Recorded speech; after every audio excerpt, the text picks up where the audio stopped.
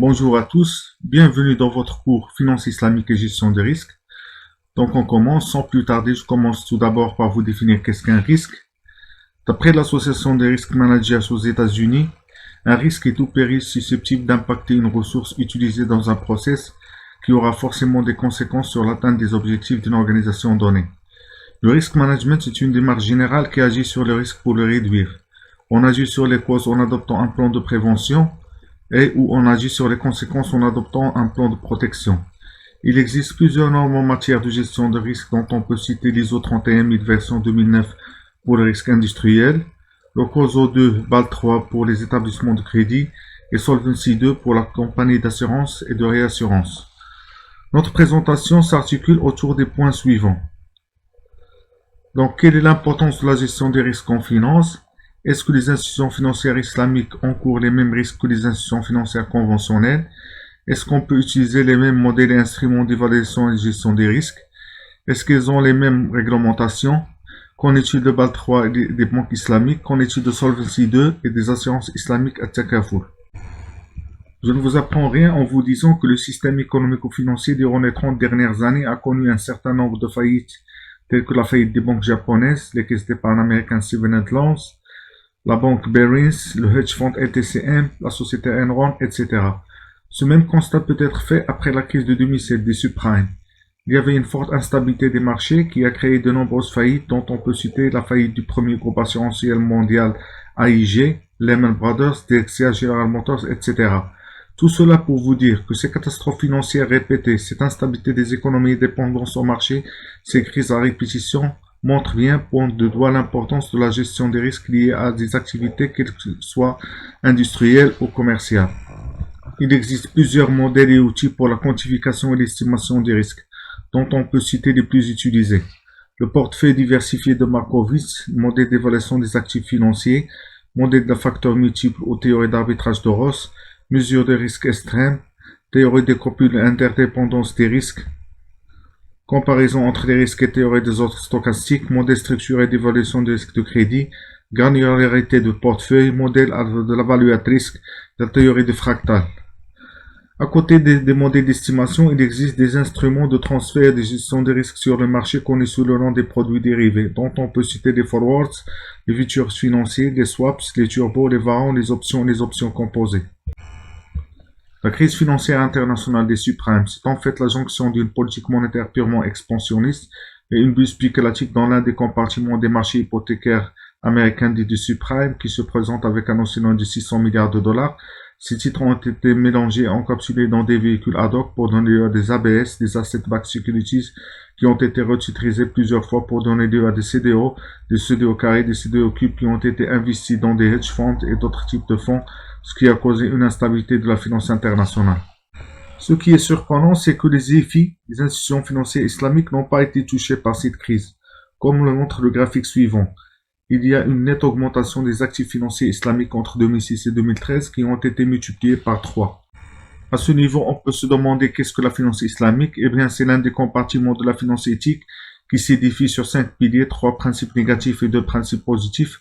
Ces principes sont l'interdiction de riba, l'intérêt et l'usure, l'interdiction de rarar et du meissir, l'incertitude de la spéculation, l'interdiction de haram, c'est les investissements dans les secteurs illicites tels que le jeu d'argent et l'alcool. Premier principe positif, l'obligation de partage des profits des pertes. Deuxième principe positif, adossement à un actif tangible. Donc, sachant que les transactions de la finance islamique doivent être validées par un conseil de conformité à la Sharia ou Sharia Board composé de docteurs en droit musulman. En finance islamique, il existe 3 types de risques. Le premier risque est le risque essentiel basé sur Al-Kharaj bid-Daman qui peut se traduire à peu près comme le profit appartient à celui qui assume la responsabilité.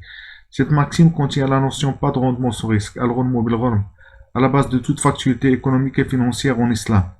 La deuxième catégorie de risque est le gharar al-jassim, qui peut se traduire à peu près comme incertitude excessive, brute ou spéculation. Il y a un risque dans l'existence, un risque dans la prise de position, un risque dans la quantité, un risque dans la qualité, un risque dans le délai de paiement. Le troisième type de risque, c'est un niveau entre les deux précédents. Cela peut inclure une variété de formes de risques, y compris le risque de marché et le risque opérationnel.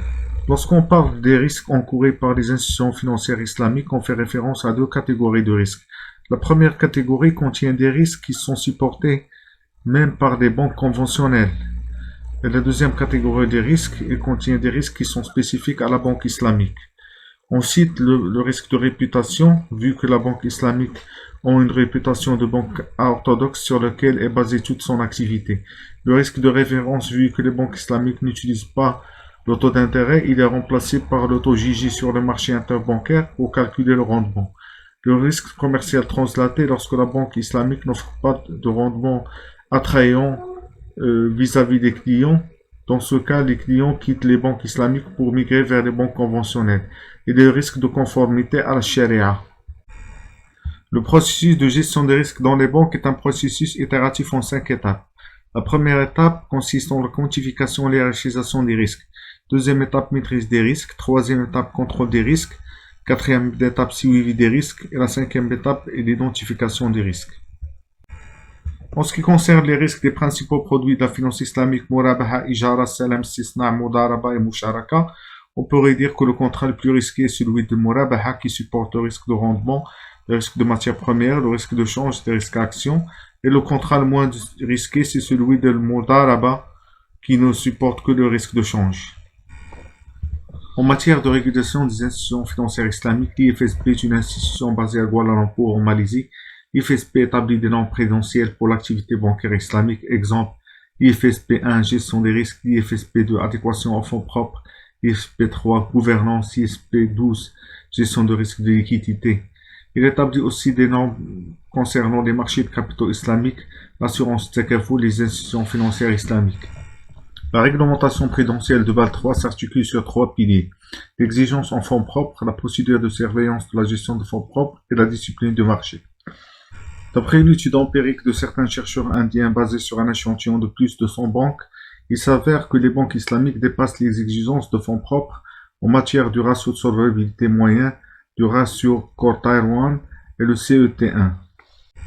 La réglementation prudentielle des compagnies d'assurance et de réassurance Solvency 2 s'articule sur 3 piliers: l'exigence quantitative, les exigences qualitatives et l'exigence d'information.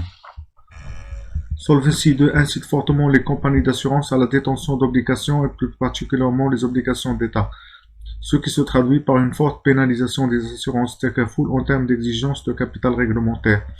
D'après une simulation sur 2 compagnies d'assurance, une conventionnelle et une islamique de type Takaful, les portefeuilles des actifs de l'assureur A, 80% des obligations, 13% des actions, 7% d'immobilier, le portefeuille des actifs Takaful B, 66% des actions, 34% d'immobilier.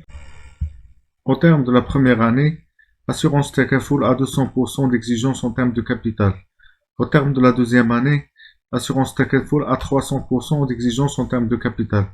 Pour des solutions, il faut remplacer les obligations traditionnelles par des obligations soukouk qui sont sharia compatibles. On passe maintenant à une étude empirique qui a pour objet l'estimation des risques sur le marché financier. Les échantillons étudiés sont les indices boursiers de 2 pays développés confrontés à 10 indices boursiers des pays disposant de la finance islamique et de l'indice MSCI.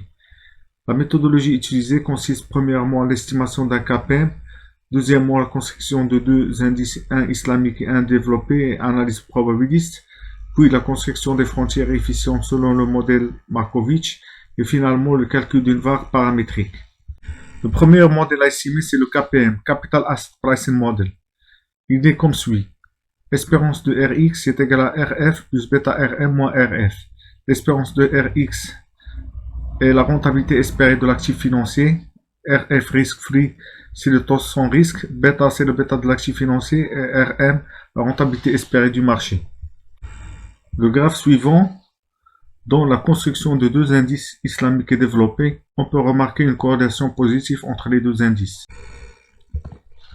En ce qui concerne le profil du risque, on voit bien que les indices islamiques ont un risque spécifique plus important et un risque systématique moins important. Les résultats sont inversés pour les indices développés dont le risque systématique est plus important. Ceci traduit bien le fait que les marchés financiers des pays développés sont confrontés aux allées de marché, ce qui justifie l'importance de leurs risques non diversifiables. Le graphe suivant, dans la construction de 2 indices islamiques et développés, on peut remarquer une corrélation positive entre les 2 indices. La normalisation des 2 séries dans les 2 courbes normales suivantes. On voit bien que l'indice islamique a une plus grande espérance et à contrario l'indice du pays développé a une plus grande variance. Le deuxième modèle à estimer, c'est le modèle de Markovitch, qui consiste en l'optimisation non linéaire de la forme quadratique du transposé du vecteur des pondérations fois la matrice variance-covariance, fois les pondérations, sous contrainte des rendements donnés et la somme des pondérations est égale à l'unité. L'algorithme pour les deux échantillons donne les frontières suivantes. On remarque bien que les frontières efficientes des indices islamiques dominent bien celles des pays développés, ce qui montre bien que les marchés financiers islamiques ont un rendement largement supérieur et un risque largement inférieur. On passe maintenant à l'estimation des VAR paramétriques de deux marchés financiers, en utilisant les matrices variance-covariance utilisées dans le modèle de Markovitch.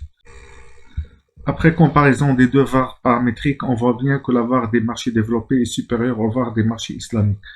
Pour les deux seuils de significativité 95% et 99%, soit 75 173,22 contre 51 151 et 41 155 contre 29 089. Donc, les résultats des trois modèles sont concordants, les marchés financiers islamiques sont plus efficients que ceux des pays développés.